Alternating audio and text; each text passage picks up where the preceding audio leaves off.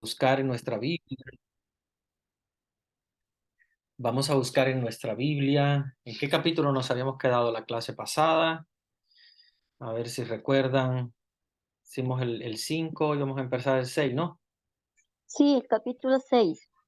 Capítulo 6. Vean que tengo algo de memoria yo.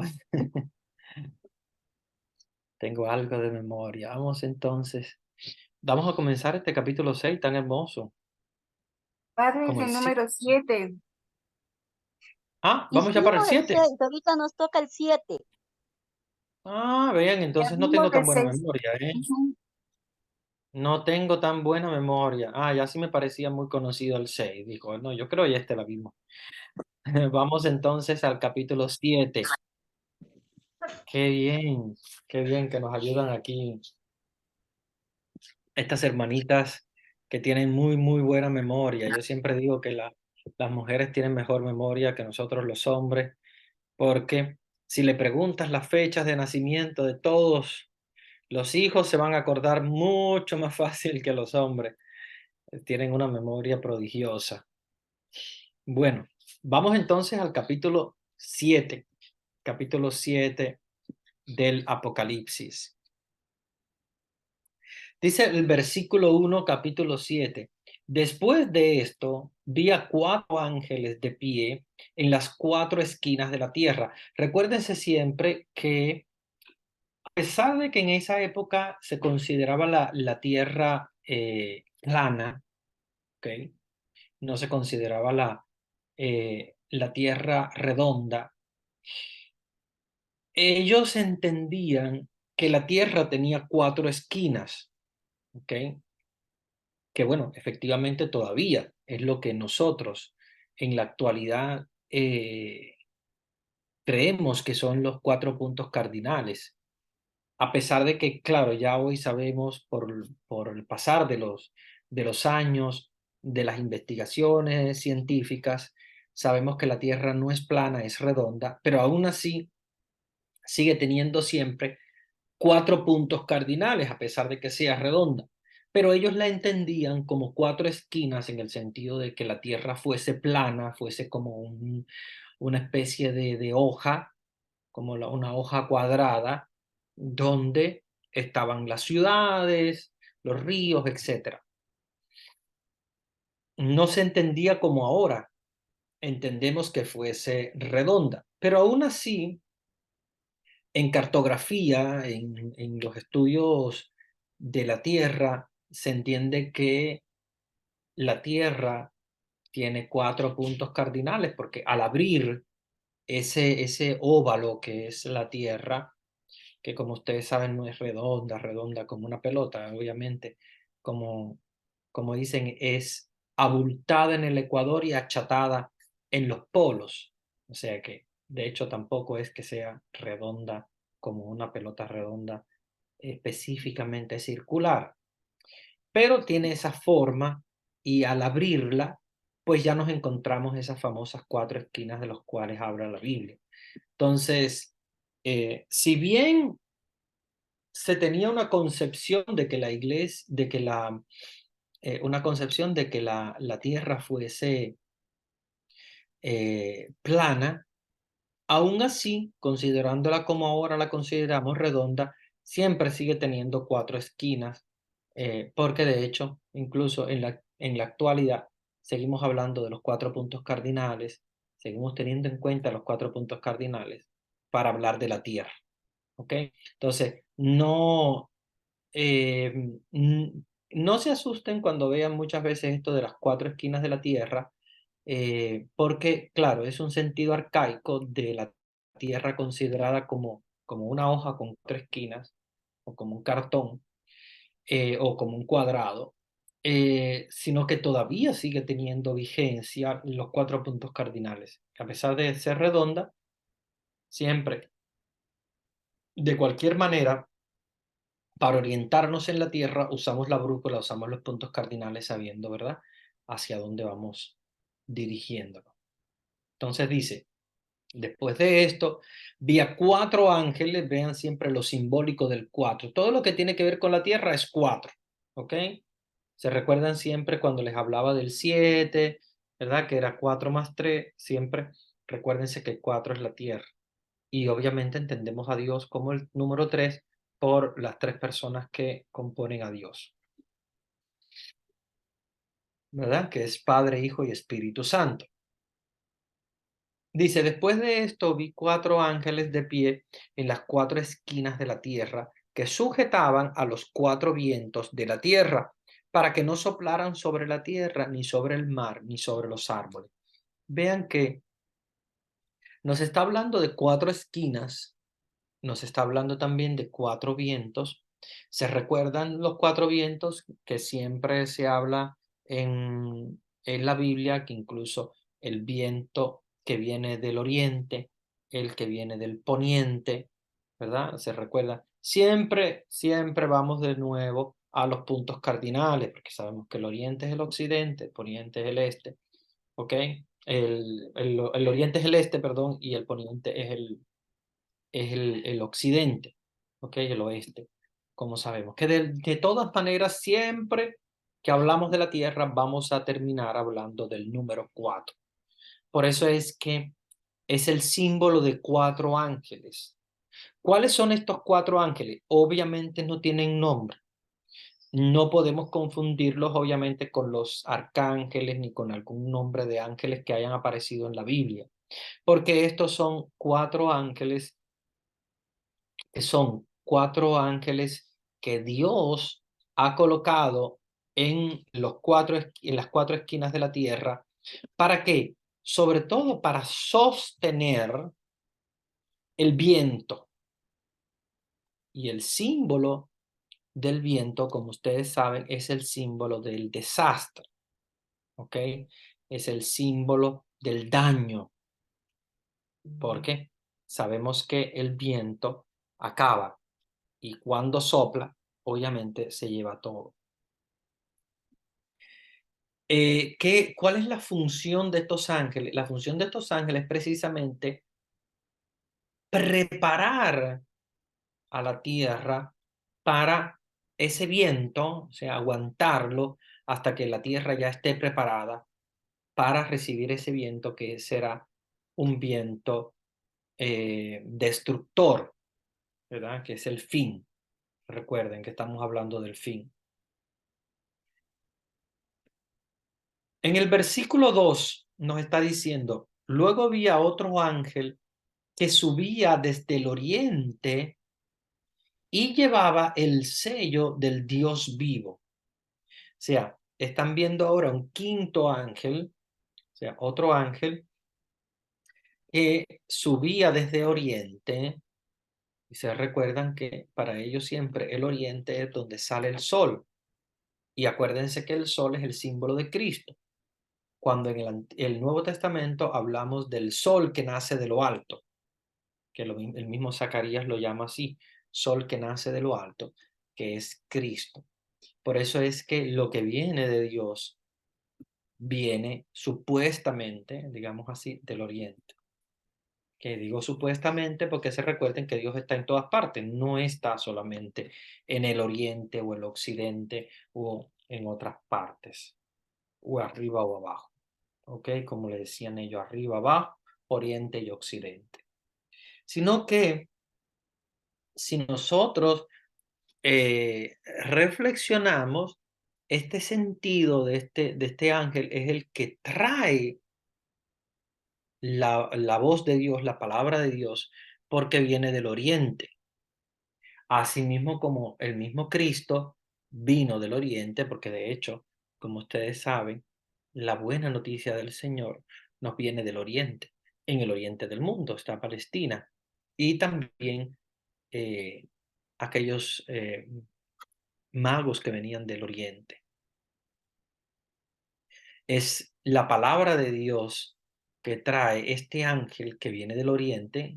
Al venir del oriente, obviamente viene embajador, como embajador de Dios y llevaba el sello del Dios vivo, o sea, su marca. Recuérdense que en el Apocalipsis vamos a encontrar mucho esta palabra del sello, el sello, sellado. ¿Por qué?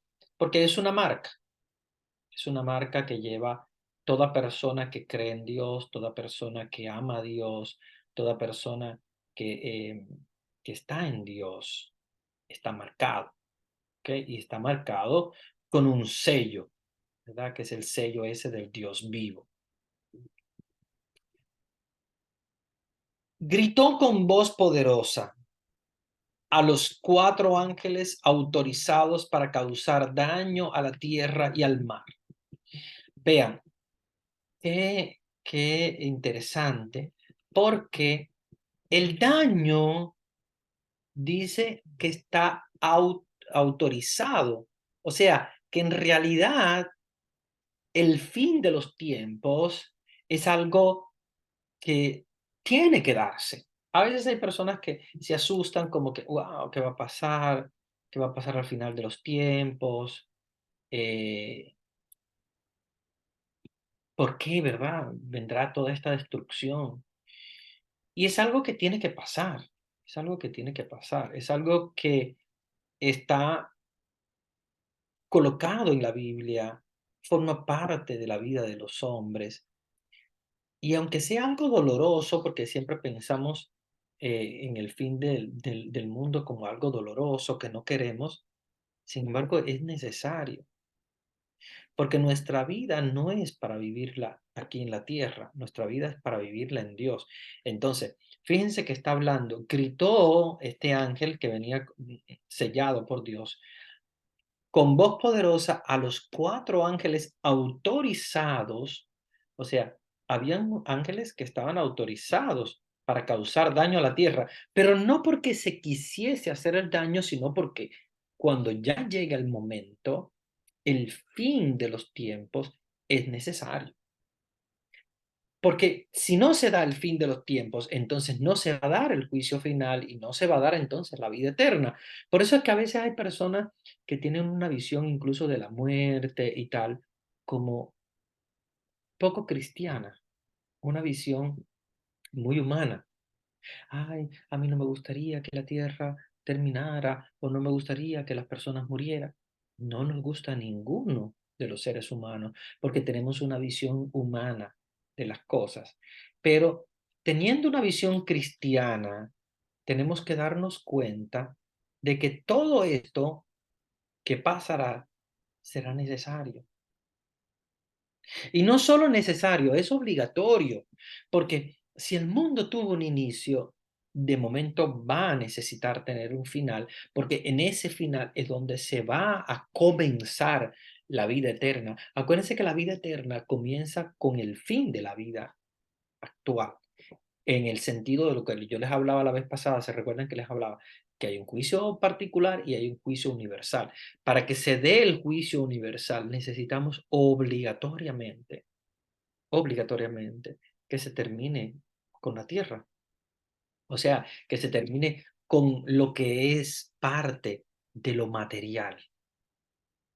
Entonces, por eso es que podemos entender este texto como que hay ángeles que están autorizados. Ahí dice para causar daño al mar y a la tierra, pero no es un daño negativo, es un daño positivo, porque si el mar y la tierra terminan, es porque va a empezar una vida futura, es que porque va a empezar una vida eterna, una vida espiritual. Y por eso es que este estilo de causar daño debemos entenderlo como que ya está maduro. Es como cuando un fruto de un árbol está maduro y tiene que caerse, definitivamente. No podemos hacer de otra manera, tiene que caer, porque si está maduro, tiene que caer, si no se pudre en el árbol. Entonces, de la misma manera, cuando el mundo ya está preparado, o Dios ha visto que está preparado para el final, Él mismo, Él mismo va a terminar, ¿verdad? El mismo mundo va a terminar. Y hay 4 ángeles que están autorizados a causar ese daño en la tierra para hacer fin, ¿verdad? A la tierra, para terminar ya finalmente con la vida en la tierra. Versículo 3. No hagan daño a la tierra, ni al mar, ni a los árboles, hasta que marquemos con el sello la frente de los servidores de nuestro Dios. Y vean qué hermoso, porque aquí entonces donde viene la salvación. A veces hay algunas personas que dicen, ay, qué terrible, ¿no? Porque no quisiera estar en el fin del mundo cuando vendrá toda esta vorágine, todos estos signos tan fuertes, ¿verdad? De ese viento que viene sobre la tierra, sobre el mar, sobre los árboles. Hay una voz, ¿verdad? Que es el ángel que viene del oriente, que como les digo, es el que viene trayendo el mensaje de Dios. Dice, no hagan daño a la tierra, ni al mar, ni a los árboles, hasta que marquemos con el sello. ¿Por qué? Porque a ellos les toca marcar con el sello la frente de los servidores de nuestro Dios. Y aquí entonces tenemos que estar nosotros. Todo cristiano, todo creyente que sea marcado en la frente como servidor de nuestro Dios es una persona que ya no va a sentir el daño. Entonces, no tengamos miedo al final cuando tenemos la convicción de que formamos parte de este grupo, de que somos parte del grupo que no va a sentir, digamos, el destrozo del final del mundo, porque vamos a estar sellados. Y lo interesante de todo esto es que el sello está en la sangre de Cristo. O sea, que no es un sello que nosotros tengamos hecho por nosotros mismos o por nuestra intención o por nuestro deseo. Forma parte de nuestra aceptación, porque si hemos aceptado a Cristo y hemos llevado una vida de acuerdo al Evangelio, pues claro que obviamente tenemos que poner de nuestra parte. Pero acá no se habla de, de una marca que traes tú por ti mismo, sino es una marca que dice que marquemos con el sello la frente de los servidores de nuestro Dios. O sea, viene ya la marca dada por Dios anteriormente a, a nuestra decisión por Él. Entonces, viene esa marca que se da a toda persona que es servidor de Dios. Versículo cuarto. Entonces oí el número de los marcados con el sello. Y aquí es donde viene toda la numerología hermosa esta de las tribus. Dice, entonces oí el número de los marcados con el sello, 144,000. ¿Okay? Y aquí acuérdense que siempre se ha hecho mucha, pero mucha teología sobre este número 144,000, especialmente los testigos de Jehová y algunas otras sectas que hablan que son ellos los marcados, porque ellos son estos 144,000. Si ustedes van a ver la cantidad de testigos de Jehová que hay en el mundo, hay mucho más de 144,000, pienso yo. Bueno, a través de la historia, no digo ahora en el momento actual, sino desde que se creó la secta. Pero es interesante que ellos, a pesar de que sean más, ellos se cuentan como que son ellos. Y como que ellos son los 144,000 y que son 144,000. Sabemos que toda esta numerología bíblica no podemos entenderla al pie de la letra como conteo 1, 2, 3, 4, 144,000 y listo. No. Debemos entenderla en, en su nomenclatura como la combinación. Se recuerdan que al inicio hablaban de 24, que eran los 24 ancianos.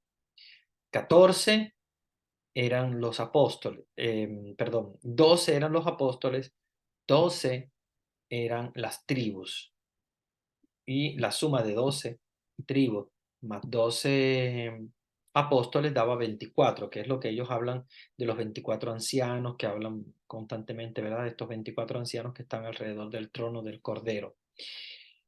Entonces, aquí es donde viene esta cifra, porque 12, que son las tribus, más 12, que serían, o sea, más bien por 12, que serían los apóstoles, nos dan 144. Si ustedes multiplican 12 por 12, da 144.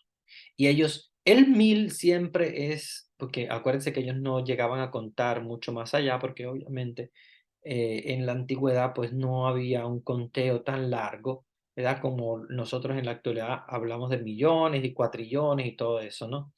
Entonces para ellos 1000 era como algo incontable, como algo súper, súper, súper. Entonces por eso ellos decían, no solamente es la combinación del 12 por 12, 144, sino que dice 144.000, ¿ok? Y ahí es donde viene entonces Juan, que habla de las tribus, dice, de todas las tribus de los hijos de Israel. Versículo 5. De la tribu de Judá, 12.000 marcados. De la tribu de Rubén, 12.000 marcados. De la tribu de Gad, 12.000 marcados. De la tribu de Aser, 12.000 marcados. De la tribu de Neftalí, 12.000 marcados. De la tribu de Manasés, 12.000 marcados. De la tribu de Simeón, 12.000 marcados. De la tribu de Leví, 12.000 marcados. De la tribu de Isaacar, 12.000 marcados. De la tribu de Zabulón, 12.000 marcados. De la tribu de José, 12.000 marcados. Y de la tribu de Benjamín, 12.000 marcados. Ahora, estos que de alguna manera u otra forman parte de las tribus de Israel son, digamos, como los primeros, ¿verdad? Que son llamados, que son salvados. Sin embargo, en el versículo 9, nosotros vemos que dice, después de esto, vi un gentío inmenso. Ojo, después de esto vi un gentío inmenso, imposible de contar, de toda nación, raza, pueblo, lengua, que estaban de pie delante del trono y el cordero, vestidos con vestiduras blancas y con palmas en las manos. Entonces, cuando hablamos de los salvados, no podemos tener una visión reducida, que son solamente 144, que son solamente de un tipo de religión o lo que sea, o que estuviesen, digamos, como enmarcado en un número, que es el 144.000. Esto es simbólico. Símbolo de las 12 tribus de Israel, pero que no solamente se concentra en las tribus de Israel, porque tal vez nosotros no tenemos nada que ver con esa tribu, porque no venimos de la estirpe de Israel en específico. Pero sí también tenemos parte en la salvación, porque en el versículo 9 lo deja bien claro. Dice, después de esto, estos 144.000 son los primeros salvados, o más bien los representantes de las tribus. Sin embargo, después de esto vi un gentío inmenso, imposible de contar, o sea, que no podemos nosotros reducir los salvados a un grupo contable, porque de hecho era imposible de contar, de toda nación, raza, pueblo y lengua, que estaban de pie delante del trono y del cordero, vestidos con vestiduras blancas y con palmas en sus manos. Y si ustedes miran la iconografía de esa época, se darán cuenta de que, de alguna manera u otra, esta imagen ha sido como el símbolo del martirio. De hecho, las palmas en la mano es la palma del martirio. Y la iglesia primitiva, que prácticamente casi todos morían mártires porque morían bajo la persecución de los emperadores romanos y terminaban precisamente en santidad, producto al martirio porque daban la vida por Dios, por el evangelio, por la evangelización. Lograban al final de sus vidas esta famosa palma, que es llamada también la palma del martirio, con esas palmas en sus manos como signo, ¿verdad?, de la alabanza a Dios, como signo ya de la visión beatífica final, donde ya vemos a Dios cara a cara y con las palmas en las manos alabamos a Dios. Entonces, hay un grupo incontable con vestiduras blancas, el signo de la vestidura blanca, ustedes saben que es la santidad, lo blanco, es donde no hay pecado, la santidad del bautismo, ¿ya? Si hemos sido bautizados, hemos sido vestidos con esas vestiduras blancas del bautismo, la santidad. Mantener esa santidad después del bautismo es mantenerse con esa vestidura blanca, con la cual iremos delante del trono del Cordero. Entonces, vestiduras blancas y palmas en las manos. O sea, nos está diciendo que quien va a entrar en el cielo es quien tiene esas vestiduras blancas. Por eso es que la iglesia habla del purgatorio como el estado del alma para purgar todo lo que hemos vivido y poder entrar en la visión beatífica de Dios con esas vestiduras blancas. Porque si mueres en pecado venial, si mueres con todavía de alguna manera con alguna situación que se necesita resolver, entonces, por eso es que la iglesia habla del purgatorio.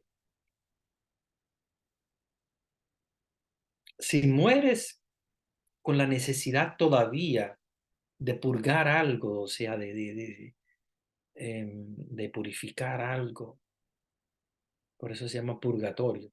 Purgar es purificar. Si necesitas purgar o purificar algo, entonces necesitamos obligatoriamente pasar por ese estado del alma que es el purgatorio. ¿Ok? Entonces, fíjense bien, hay un gentío que es imposible de contar, o sea, no podemos decir cuántos van a ser los salvados. Lo que podemos saber es que es un grupo incontable y que traen vestiduras blancas, o sea, que se necesita purificar completamente. Por eso es la visión del purgatorio, porque se necesita purificar para poder llegar al cielo. Versículo 10.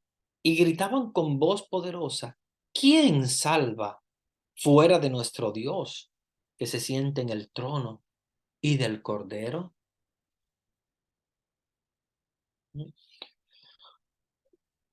O sea, que estos son los salvados que están gritando. O sea, ¿quién es el que se logra salvar?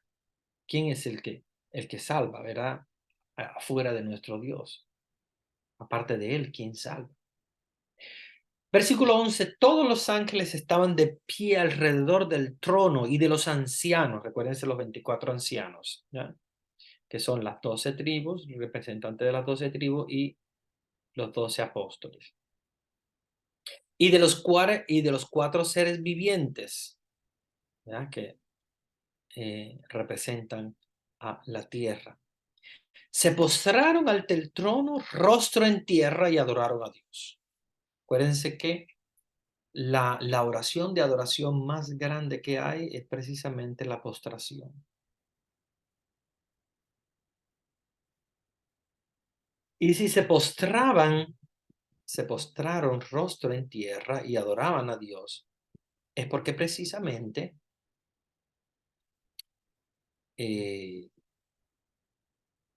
esos ángeles esos ancianos, esos seres vivientes, estaban justo delante de Dios. Dice el versículo 12, ¿cómo era que lo adoraban? Decían, amén, alabanza, gloria, sabiduría, acción de gracias, honor, poder y fuerza a nuestro Dios por los siglos de los siglos. Amén. O sea, vean que el modo de tratar a Dios es de alabanza, gloria, sabiduría, acción de gracias, honor, poder y fuerza a nuestro Dios. Vean que esa acción de ese pueblo de Dios que da, ¿verdad?, al Señor todo, porque fíjense que está englobando todo. Amén, que es el así sea, la alabanza, que es la manera de adorar a Dios, que es la alabanza. La gloria, se da totalmente la gloria a Dios. La sabiduría, o sea, Él es sabio, nosotros estamos por debajo. Acción de gracias, que también es otra manera de comunicarnos con Dios a través de la acción de gracias. Se le da el honor, el poder, la fuerza, ¿verdad? Todo por los siglos de los siglos. Es la manera de alabanza final al Señor. Versículo 13. Uno de los ancianos tomó la palabra y me dijo, estos están vestidos con vestiduras blancas. ¿Quiénes son y de dónde vienen? Y aquí viene una cosa muy interesante. Uno de los ancianos dice que toma la palabra y le pregunta a Juan, que acuérdense que Juan es el que está escribiendo el Apocalipsis. Y él dice, toma la palabra y me dice, ¿quiénes son estos que vienen con vestiduras blancas? ¿De dónde vienen? ¿Quiénes son y de dónde vienen?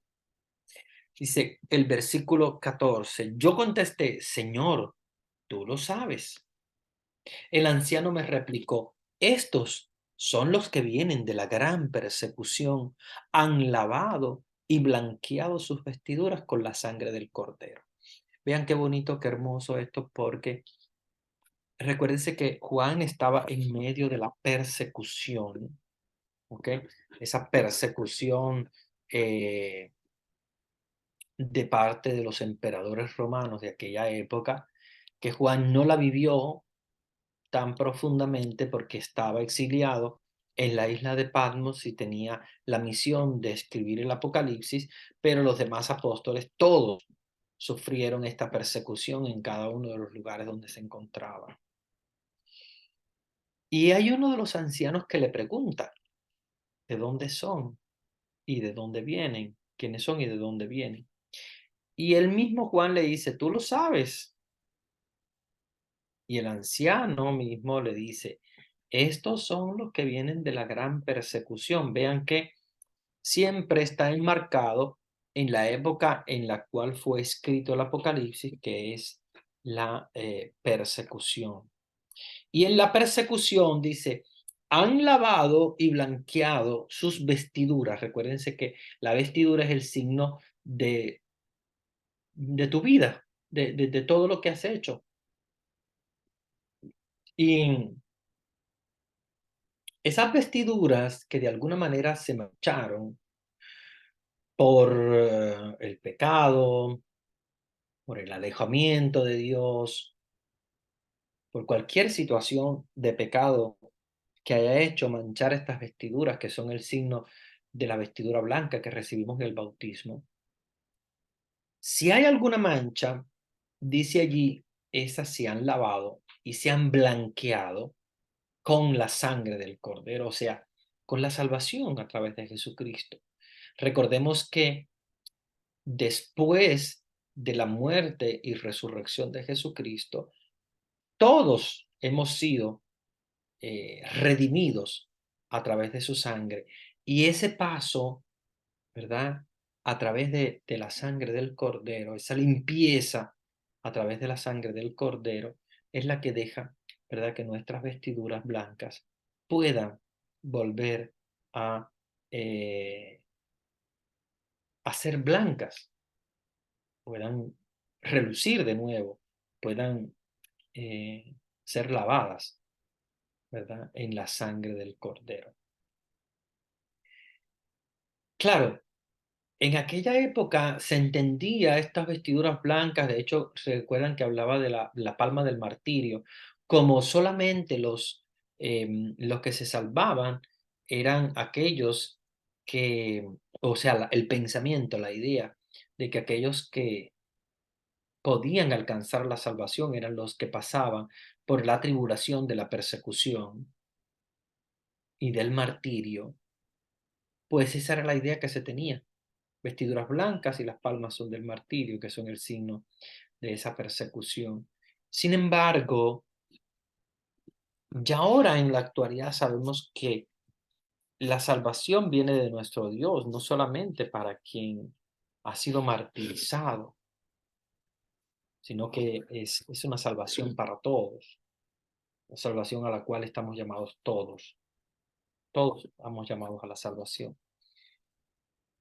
Y quien quiere lavar esas vestiduras blancas puede hacerlo a través de la sangre del Cordero, la confesión, la comunión, lavar las vestiduras blancas con la sangre del Cordero para entonces colocarse en la posición de los salvados. No solamente los mártires, sino todo aquel que lava sus vestiduras, blanquea sus vestiduras con la sangre del Cordero, que recordemos que cuando habla de la sangre del Cordero, nos está hablando también de la confesión y del arrepentimiento, de la unción de los enfermos y todos aquellos actos y sacramentos que nos dan el perdón de nuestros pecados. Versículo 15. Por eso están ante el trono de Dios. Versículo 15. Por eso están ante el trono de Dios y le sirven día y noche en su templo. El que está sentado en el trono extenderá su tienda sobre ellos. Qué hermoso, ¿verdad? Dice, por eso están ante el trono y le sirven de día y de noche. Y entonces el que está sentado en el trono, que es Dios, extiende su tienda sobre ellos. Qué hermoso, porque extender la tienda sobre ellos quiere decir abarcarlos. O sea que Dios abarca. Dios abarca a todos los salvados. Y por eso es que nos hace referencia a la tienda de Dios. Recuérdense que la tienda de Dios es la presencia de Dios.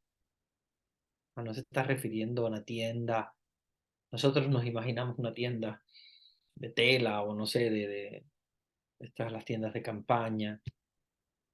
El sentido de la tienda de Dios es la presencia de Dios que abarca a todas estas personas, a todos los salvados. Versículo 16. Ya no sufrirán más hambre, ni sed, ni se verán obligados por el sol ni por el viento abrasador alguno. ¿Ven? O sea, ya sabemos que han muerto, ya sabemos que están en la presencia de Dios como ángeles, o sea, en ese sentido completamente espiritual, ¿verdad? Y por eso es que nos dice que ya en esa situación en la que se encuentran, no van a sufrir ni hambre, ni sed, ni se van a ver obligados o agobiados por el sol ni por el viento. Acuérdense que la tierra estaba preparada y estaba preparada para la destrucción. Sin embargo, el ángel que viene del oriente dice, no, no destruyas la tierra todavía, hasta que hayamos marcado a los salvados. Y ahí es donde nos empieza a hablar de los 144,000 y de toda esta muchedumbre. Obviamente están salvándose, ¿verdad? Aquellos que Dios había querido salvar y por lo tanto no van a ver la destrucción de lo material y del mundo. Versículo 17. Porque el Cordero que está junto al trono será su pastor y los guiará a los manantiales de las aguas vivas, y Dios enjugará las lágrimas de sus ojos. Vean qué hermoso, porque recuérdense que estamos en época de martirio y Juan habla de los mártires como quienes tienen el dolor en su carne y en su espíritu. Y ese dolor que ellos poseen será aliviado por Dios. O sea, que el pastor va a llevarlos a manantiales de agua viva y va a enjugar sus lágrimas.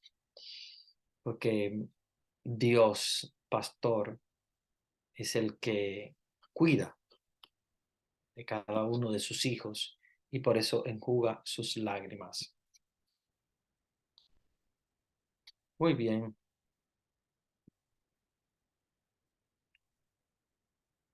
No sé si hay alguna pregunta sobre este capítulo.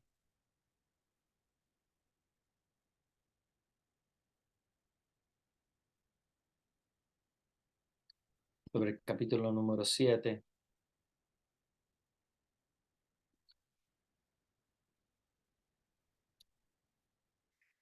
Si quieren, podemos conversar ahora un poco sobre este capítulo 7 antes de pasar al capítulo 8.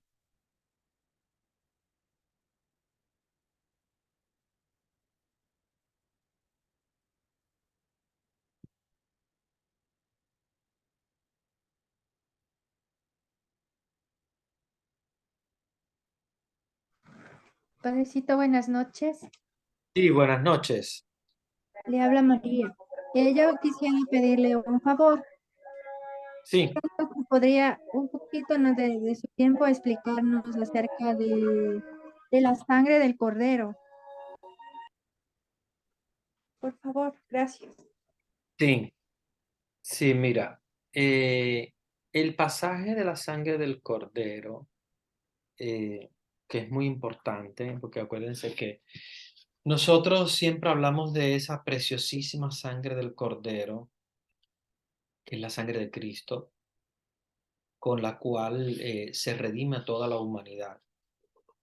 Eh, el hecho de que hayan ellos, o sea, los salvados, lavado sus vestidos y blanqueados en la sangre del Cordero, nos está diciendo que la sangre de Jesús derramada en la cruz es el signo de la salvación, de la redención. ¿Por qué? Porque la sangre de Cristo que ha sido derramada para el perdón de los pecados, recuérdense que Dios muere para perdonar nuestros pecados. Y obviamente al perdonar nuestros pecados nos está salvando y lo hace a través de su muerte en la cruz y su resurrección.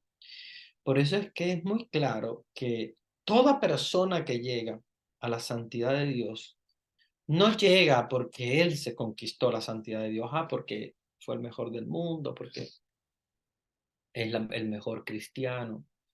No, todos, desde los más malos a los más buenos, todo el que se va a salvar lo va a hacer siempre a través de la sangre del Cordero. Y aquí es donde está entonces el, el comprender que si se llega al cielo, obligatoriamente tenemos que pasar por Cristo y tenemos que pasar por su redención, porque Jesús es el que redime, es Jesús el que perdona con su sangre derramada en la cruz. Él ya compró a, a todos los pueblos ¿verdad? Con su sangre. Los ha rescatado, los ha salvado, los ha redimido. Y por eso es que el pasaje este de la sangre del Cordero es un signo obviamente espiritual, no es material, no es que están metiendo las vestiduras blancas en la sangre. No, es el signo de que son blancas las vestiduras, o sea, el alma es pura, es blanca, porque siente la redención de Cristo, porque siente el perdón de los pecados. ¿Ok? Muy bien, entonces cuando escuchemos hablar de la sangre del Cordero, nos estamos refiriendo a la salvación, la redención. ¿Ok? Vamos a ver algunas preguntas que hay en el chat.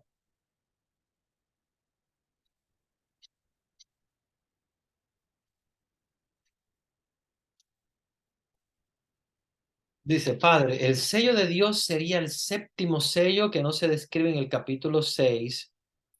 El sello del Dios vivo del capítulo 7 que hemos escuchado podría ser muy bien, obviamente, el séptimo sello, aunque de hecho el séptimo sello es ya la salvación, pero de hecho ahora, cuando nos está hablando de este sello del Dios vivo, que trae el sello del Dios vivo, nos está hablando ya de la redención, porque eso, de hecho, nos está hablando de los salvados, de los 144,000, etc. Entonces, sí, claro, muy bien, podemos identificar el séptimo sello como el sello de Dios y más que nada, pues, el momento final, el momento clave de la redención. Sí, es muy, muy lógico, ¿verdad? Lo que tú comentas, este sello eh, podría ser el séptimo sello, porque estamos hablando de la redención ya en este momento. Estamos hablando de la salvación. Y la salvación eh, que es el último sello, se tiene que combinar de alguna manera con este sello del cual nos habla el Dios vivo.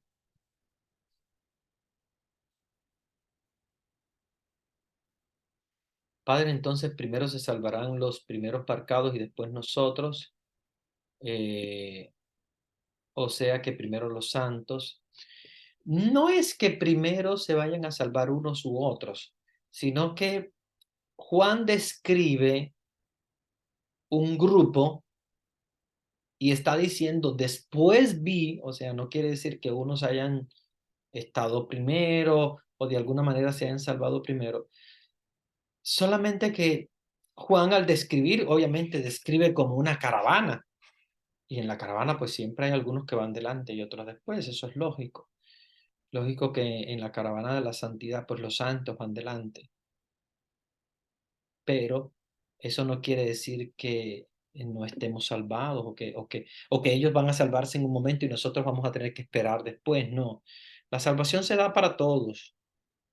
Unos están más cerca del trono del Cordero, otros están más lejos, pero la salvación llega a todos, realmente. Ok, otro comentario dice, el séptimo sello se habla en el capítulo 8, sí, luego vamos a hablar también de eso en este capítulo que viene. En el versículo 14 se refiere eh, únicamente a los mártires, creo que quieres decir. Aquí hay una discrepancia porque siempre se entendió que estos que venían con vestiduras blancas fuesen los mártires, porque ahí prácticamente nos dice muy claro que son los que sufrieron la persecución, ¿verdad?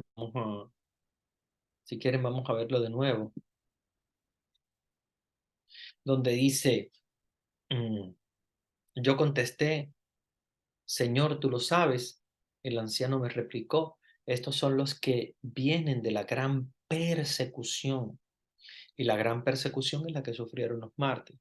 Ahora bien, esto no nos está diciendo que son mártires que hayan muerto o que hayan derramado su sangre así, digamos explícitamente, sino que se está refiriendo a todos los mártires. O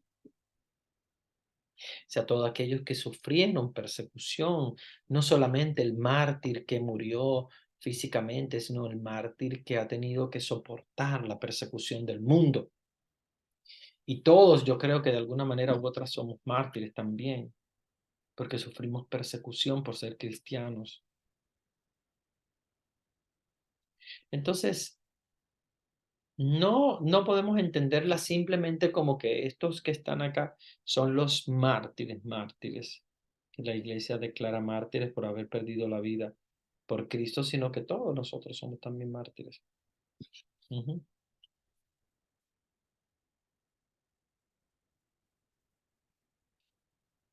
Padre, los ángeles que protegían la tierra cuando se creía que era plana, ¿alguna vez se les identificó con los nombres? ¿Solo eran ángeles del Señor que protegían la tierra por amor de Dios? Sí, no tienen nombre, son simplemente ángeles, llamados ángeles así de esa manera. Y sí son cuatro, por eso mismo, como les decía, la visión de que la iglesia era plana y tenía 4 puntos cardinales, y de esos 4 puntos venían estos 4 ángeles.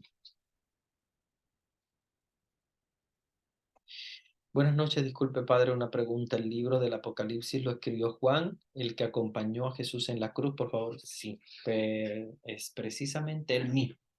O sea, nos estamos refiriendo a Juan el evangelista, a Juan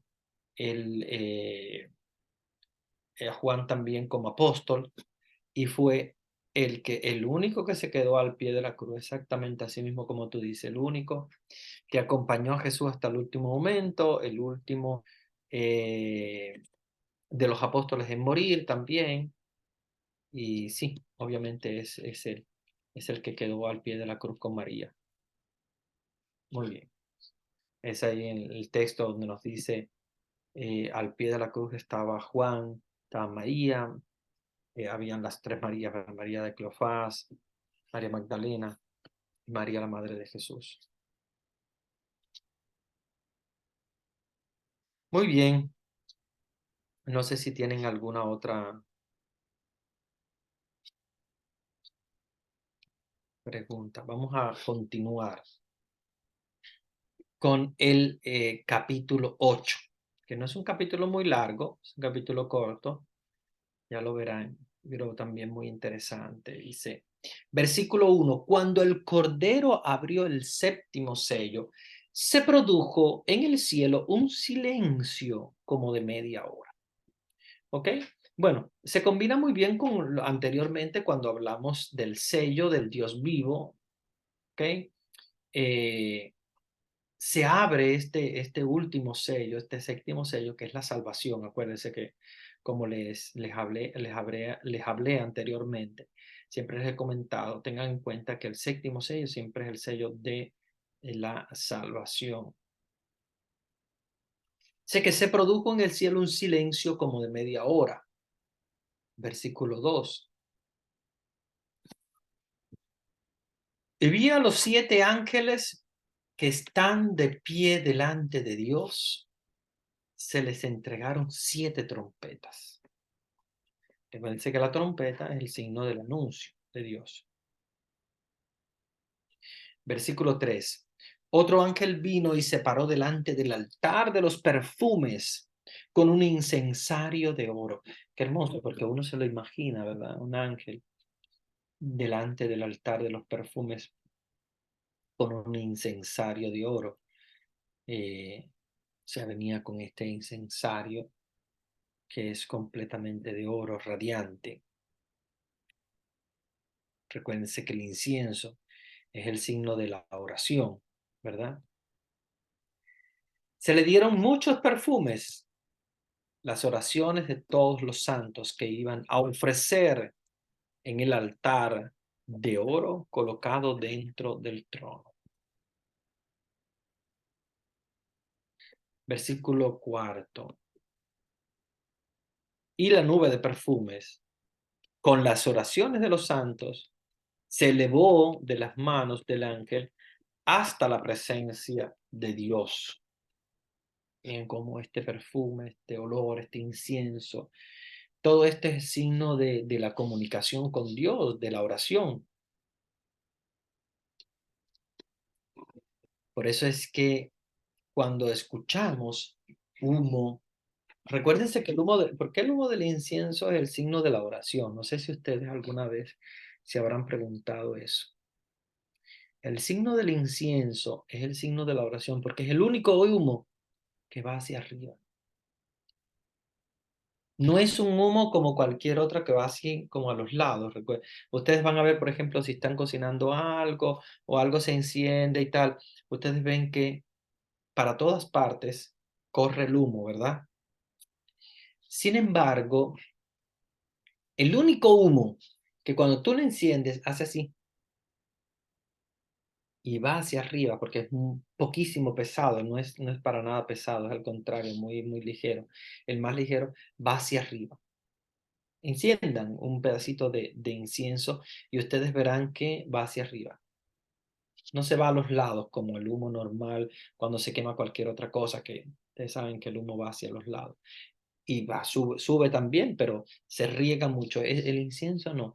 Quemen una cosita de incienso que sea incienso puro para que ustedes vean cómo ese humito chiquito es como un hilito que va hacia arriba. Por eso es que este humo es signo de la revelación de Dios, de la oración hacia Dios, que todo va directo hasta arriba. ¿Ok?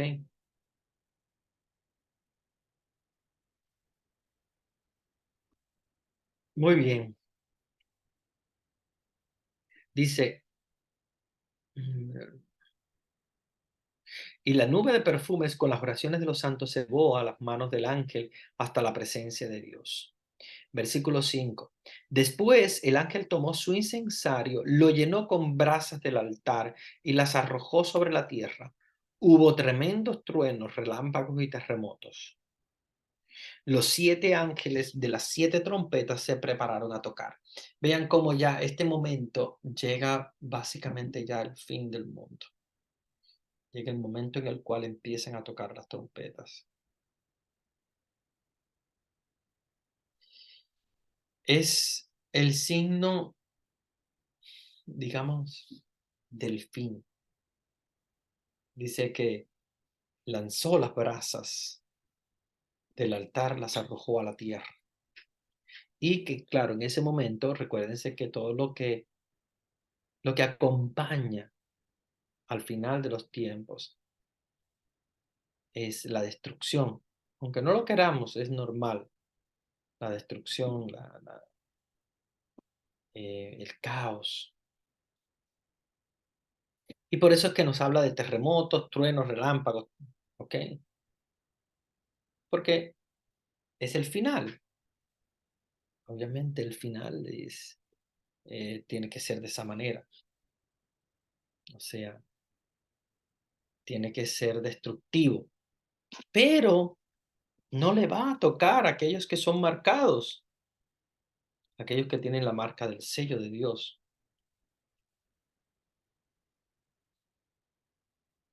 Y ahí es donde los 7 ángeles tocan las 7 trompetas, se preparan a tocar.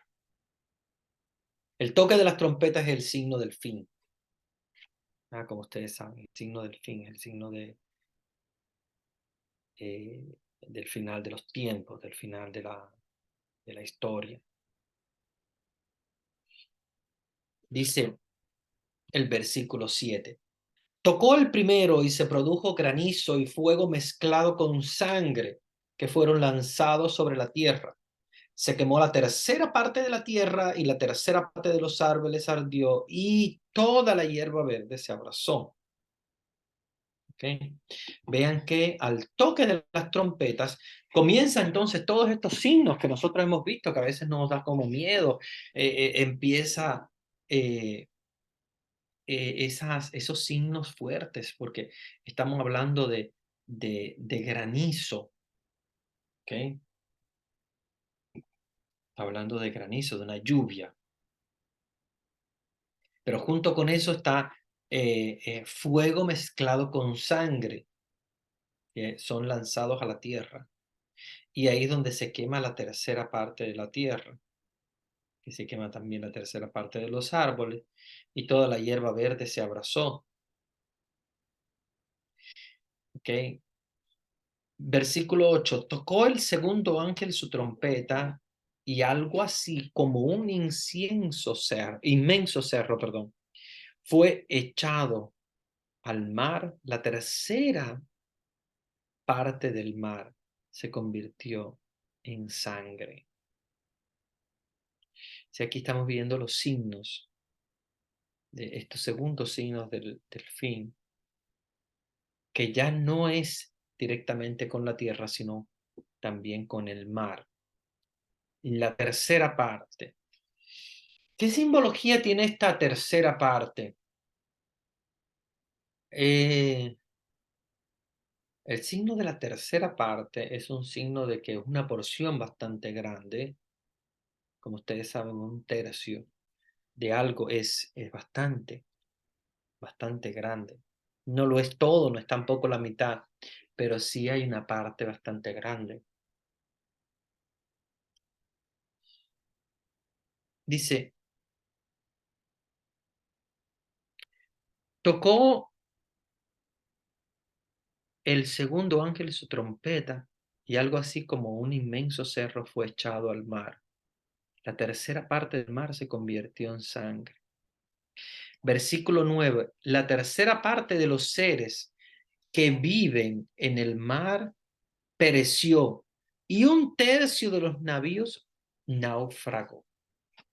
Vean que dice que la tercera parte de los seres que viven en el mar perecieron. O sea, que de alguna manera u otra van como bajando, ¿verdad? Los habitantes de la tierra, digamos que la tierra y el mar van como bajando, ¿verdad? La cantidad. O sea, son signos de destrucción, son signos de destrucción, son signos de fin, del fin. Nos está hablando de la tercera parte porque obviamente nos está hablando de una parte bastante grande. No es la mitad, obviamente, no es tan grande como la mitad, pero sí una porción muy grande comienza ya a perecer. O sea, que de alguna manera u otra ya el mundo empieza a desaparecer. Dice, tocó el tercer, sí, versículo 10. Tocó el tercer ángel su trompeta y una estrella grande que parecía un globo de fuego cayó del cielo sobre la tercera parte de los ríos y de los manantiales de agua. O sea, vean cómo vienen los signos de la destrucción, ¿ok? Versículo 11. La estrella se llama Ajenjo. La tercera parte de las aguas se convirtió en ajenjo y mucha gente murió a causa de las aguas que se habían vuelto amargas. ¿Ok? Estamos hablando ya de una aparición de este ajenjo que obviamente si nosotros conocemos, ¿verdad? Por la antigüedad, conocemos que es una planta que le llaman así de esa manera, ajenjo. Pero aquí nos está hablando precisamente de una estrella y claro, obviamente el significado de este ángel que nos está hablando de este ajenjo, este ángel que toca la trompeta y, y que cae sobre la tierra. eh, esto del ajenjo que se menciona aquí en el Nuevo Testamento eh, por primera vez, que es la única que se menciona en el Nuevo Testamento. Sin embargo, en el Antiguo Testamento sí es bastante conocida. De hecho, siempre está relacionada con amargura, veneno, muerte. ¿Ok?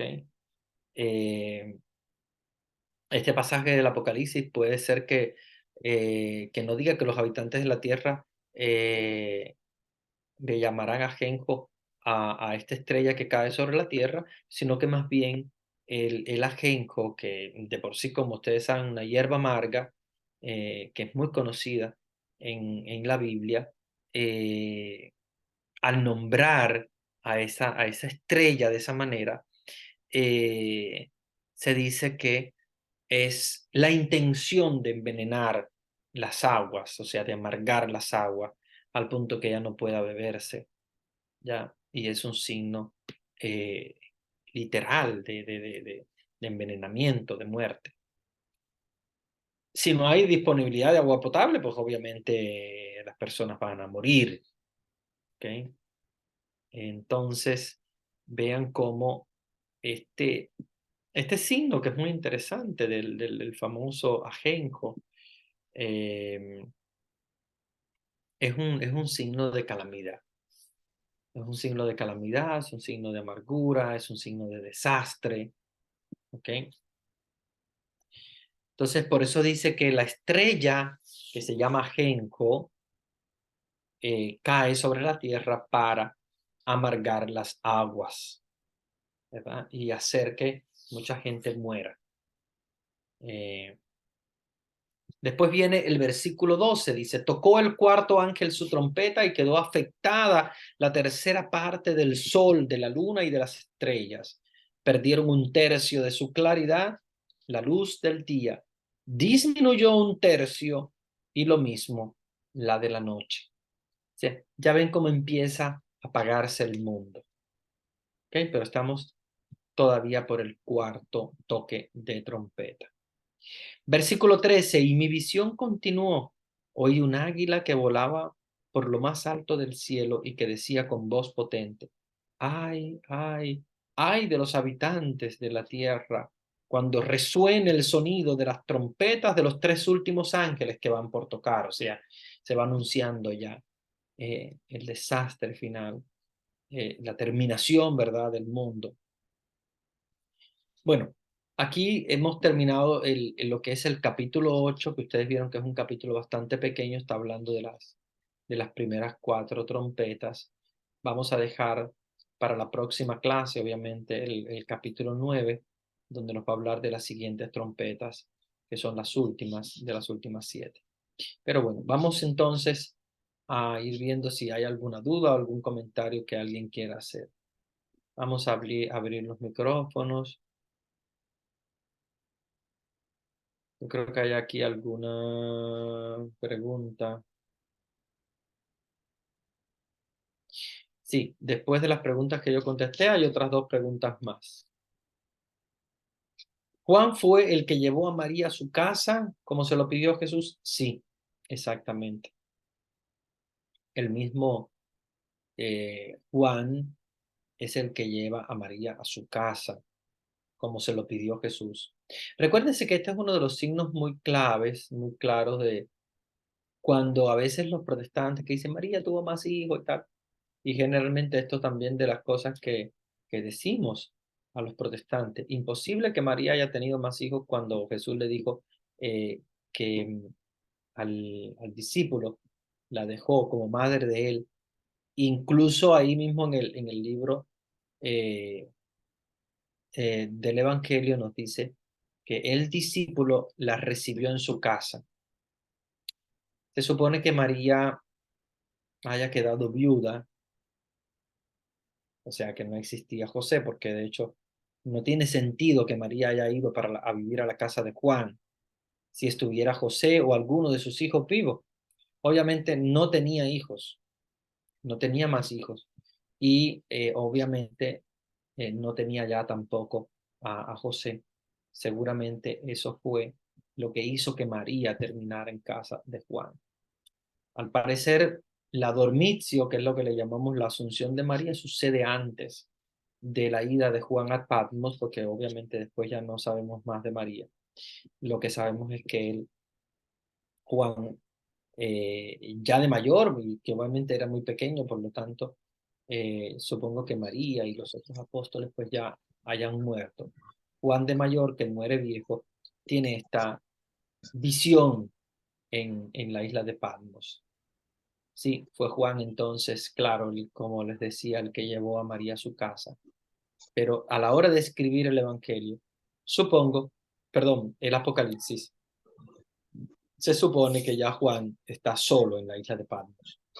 O sea, ya María ha sido asunta al cielo y seguramente Juan ya se encontraba solo.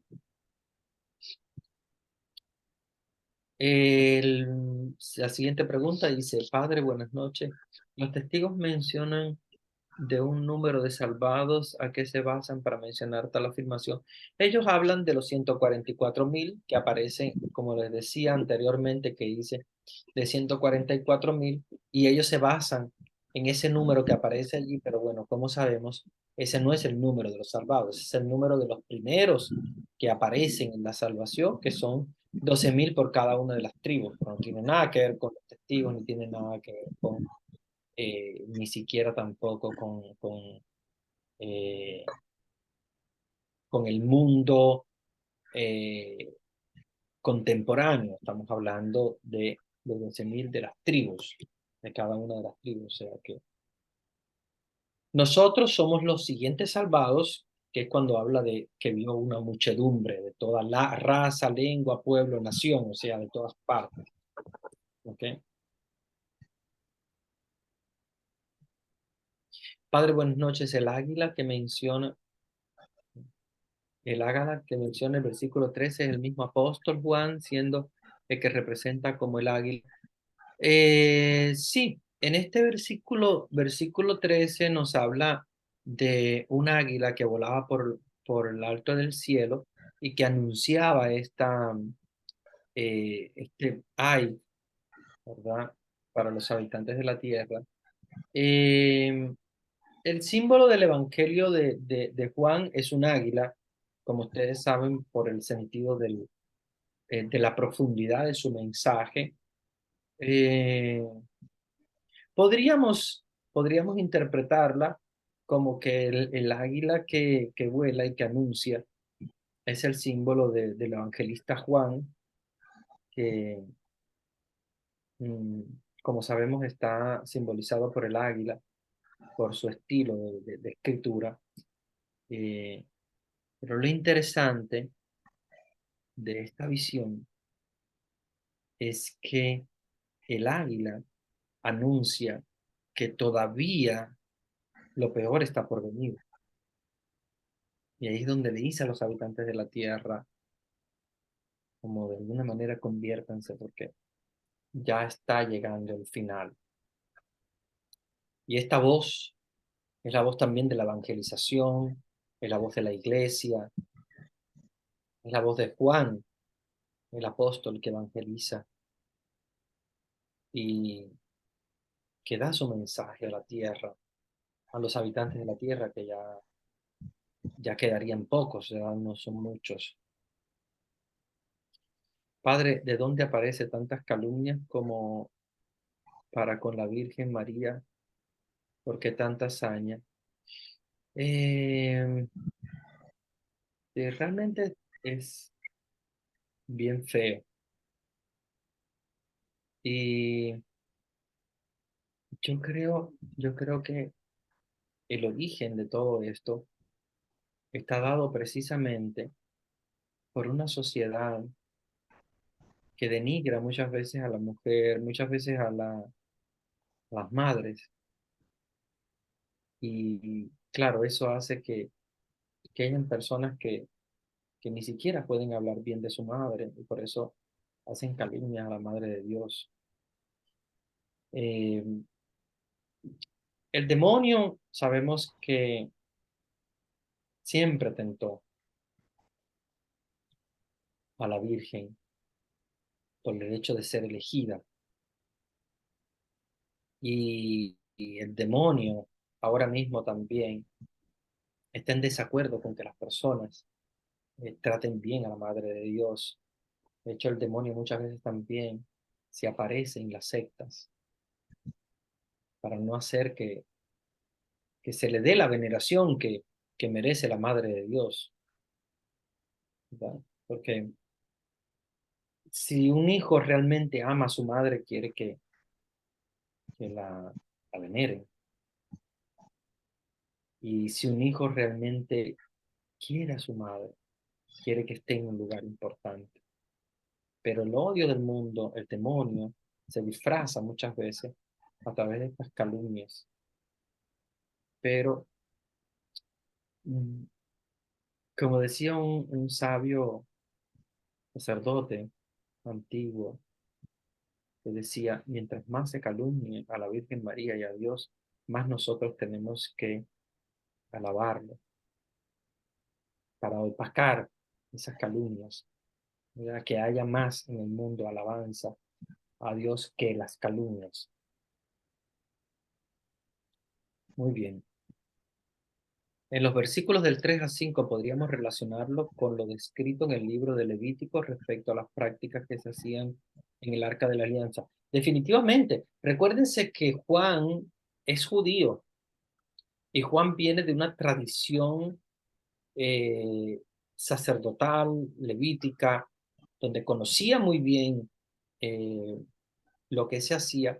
Y claro, el inicio de la adoración a Dios eh, que se hace desde el Arca de la Alianza, cuando llevan las tablas de la ley, sigue a través de los años y al final de los tiempos viene una recapitulación de todas estas, eh, ¿verdad?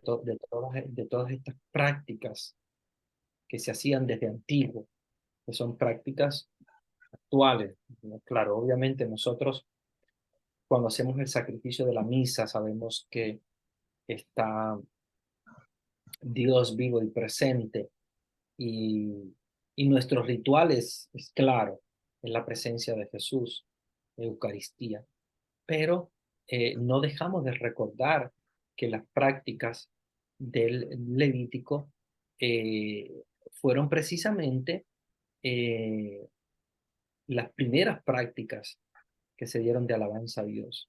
Sí, claro que podemos hablar de las prácticas del Levítico eh, como prefiguración de lo que estamos escuchando hoy. Padre, en una clase de agente pastoral, el profesor dijo que se vivía todo esto con lo que pasa en el mundo y todo lo que dice el Apocalipsis no va a existir. El profesor dijo que lo que se vivía, todo esto con lo que pasa en el mundo, no va a existir. No sé a lo que te refieres, pero claro, yo respeto todas las opiniones. Yo pienso que obviamente sí, comparto que todo esto está pasando ya en el mundo. Eh, que no vaya a existir, no sé si quiere decir que no vaya a suceder o tal. Y yo sí creo que va a pasar. Obviamente, si está escrito en la Biblia, va a pasar. Todo lo que está escrito en la Biblia ha pasado. De hecho, no hay nada que se deje de cumplir. De hecho, como dice la misma Biblia, todo se va a cumplir hasta la mínima coma. Jesús mismo lo dijo. Que pase exactamente a como al pie de la letra, como lo estamos viendo, tal vez estemos de acuerdo con que no. No estamos hablando, por ejemplo, de una estrella que se llama Genjo, que va a caer en la Tierra, así al pie de la letra. Pero obviamente, si la Biblia nos está diciendo que va a haber una falta de agua, va a haber una falta de agua. Y que se está viviendo ya en la actualidad, sí, es real. El agua no es eterna. Y llega un momento en el cual se va a terminar. Todas estas cosas de la Biblia van a pasar. No podemos decir que, no va a existir y tal, como algunos que piensan como que, no sé, de alguna manera u otra, demasiado modernos, como que no quieren creer nada de lo que dice la Biblia, a pesar de ser sacerdotes y tal. No, sí va a pasar. Que vaya a pasar idéntico a lo que dice ahí, no, porque siempre estamos acostumbrados que la Biblia nunca nos dice las cosas idénticas. Siempre nos deja el mensaje. El cómo ya es otra cosa. El cómo ya es otra cosa. Pero de que sí va a pasar, sí va a pasar. Eso definitivamente sí. Versículo 30 habla de águila. En otros versículos se habla, exactamente no, en el Apocalipsis no habla de águila, que yo recuerdo en otros versículos. De hecho, el águila es poco hablado en la Sagrada Escritura. Eh, no es un animal muy, muy conocido en la Biblia, pero sí lo que es interesante es que aparecen muchos vivientes, como dice, ángeles, seres vivientes, y de animales bondadosos porque después encontraremos los animales que representan al demonio. Pero es un signo de un mensaje. Recuerden, no es que es un águila exactamente que va a hablar, ni nada por el estilo. Es un signo de un mensaje de Dios que se da a través del águila. Y como decía el hermano anteriormente, podemos simbolizarlo con Juan, que tiene el símbolo del águila. Pero lo más importante de aquí, más que el águila, es el mensaje que nos trae. Acuérdense que es un mensaje de preparación. Buenas noches, padre. La verdad, yo considero que en mi tiempo de vida he visto bastantes cosas que se asemejan al Apocalipsis. Por ejemplo, en el conflicto armado de los años 80 en Guatemala se mataban entre guerrilleros y soldados. He visto tanta delincuencia, he visto personas morir en catástrofes naturales, hemos visto pandemia, hemos visto, sí, es cierto, hemos visto muchas de estas cosas y todavía las que faltan, obviamente, por verse. Como yo les decía al inicio de este estudio, yo les decía, el Apocalipsis se va a ir dando poco a poco desde que Juan lo escribió. O sea, no es ahora, que hay gente que tal vez piensa como que el Apocalipsis se empieza a cumplir ayer o el año 2019 con lo de la pandemia. No, el Apocalipsis se viene cumpliendo desde el inicio, desde que Juan lo escribió, ya se vinieron dando signos, se vino dando la persecución a los mártires, vinieron guerras mundiales, etcétera, etcétera. Han venido muchos de los signos del Apocalipsis han venido a través de los tiempos.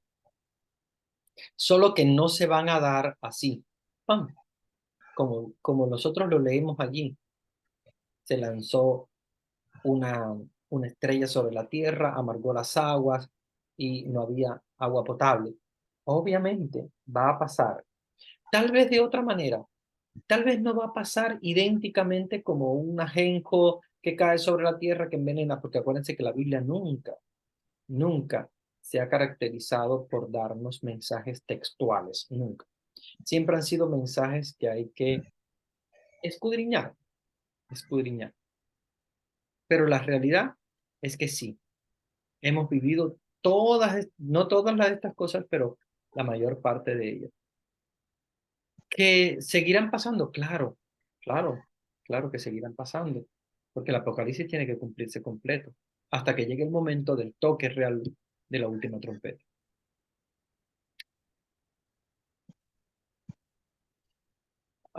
Dice, bueno, es bueno respetar, pero hay una sola verdad. Exactamente, así es, hay una sola verdad y la Biblia nos trae la verdad, es palabra de Dios. Y aunque cada quien pueda tener, pues, criterios diferentes, pero la Biblia es una sola, esa es la realidad. Y la palabra de Dios es una sola. Otro ejemplo, lo de la pandemia, la economía que ya no alcanza todo, está carito. Exactamente, todo esto estamos viviendo. El simposio de la sinodalidad irá avanzando poco a poco en la humanidad. Eh, exactamente, lo de la sinodalidad es muy interesante. Está viviendo el Papa ahora en la actualidad.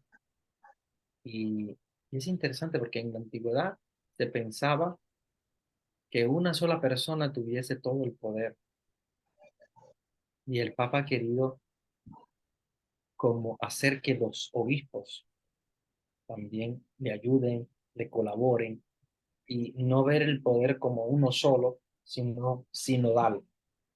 Y es interesante porque yo creo que esto lo estábamos viviendo ya tiempo atrás, solo que nunca llegó a ser efectivo en la iglesia, pero en las congregaciones y tal, pues ya se vivía la sinodalidad, porque no es solamente una persona, no es solamente un superior, no es solamente un obispo, sino un sínodo. O sea, la sinodalidad nos está hablando de un grupo.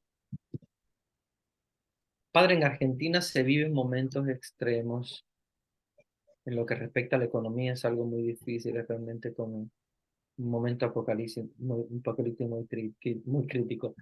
Sí, yo he pensado mucho, sobre todo ahora en las elecciones. Sí, Argentina está viviendo momentos duros, momentos difíciles y eh, claro, eh, va a ser difícil, va a ser complejo, va a ser complejo eh, y claro, todos los países de América Latina pues padecemos de una pobreza grande, difícil, complejo. Pero nada, esperemos en Dios, pongamos nuestras manos, nuestras oraciones en Dios para que Él ponga su mano en nuestros países de América Latina. Miren, Cuba es peor todavía, situación más crítica. Venezuela, Nicaragua, Haití. Pero vamos a seguir pidiéndole a Dios. Vamos a seguir pidiéndole a Dios y que se haga su voluntad, porque son signos del final, pues hay que aceptarlos, obviamente. No nos queda otra que ponernos en las manos de Dios. Última pregunta, ya el tiempo se nos agotó. La sinodalidad se prepara para el Congreso número 53, Congreso Internacional Ecuménico. Sí, definitivamente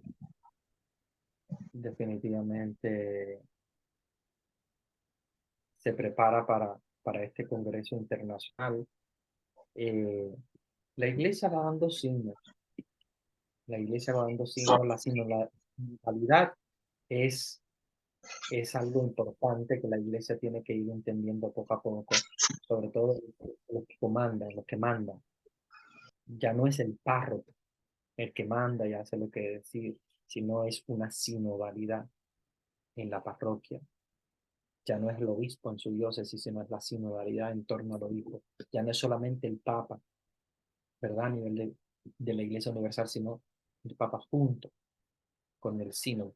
Entonces, esta visión de sinodalidad yo creo que es muy importante vivirla, pero siempre todo va a ir enfocado a los congresos eucarísticos, porque acuérdense que la iglesia vive de la Eucaristía. La Eucaristía es Jesús. Él es el que ilumina, es el que manda. Bueno, vamos entonces a culminar con la bendición y en la próxima clase me van a recordar que vamos a comenzar ya el capítulo 9, ¿verdad? Nos hemos quedado en el 8. Ya vamos a continuar el capítulo 9. El Señor esté con ustedes Y con tu espíritu. y la bendición de Dios Todopoderoso, Padre, Hijo y Espíritu Santo, descienda sobre ustedes y permanezca para siempre. Amén. Que tengan linda noche.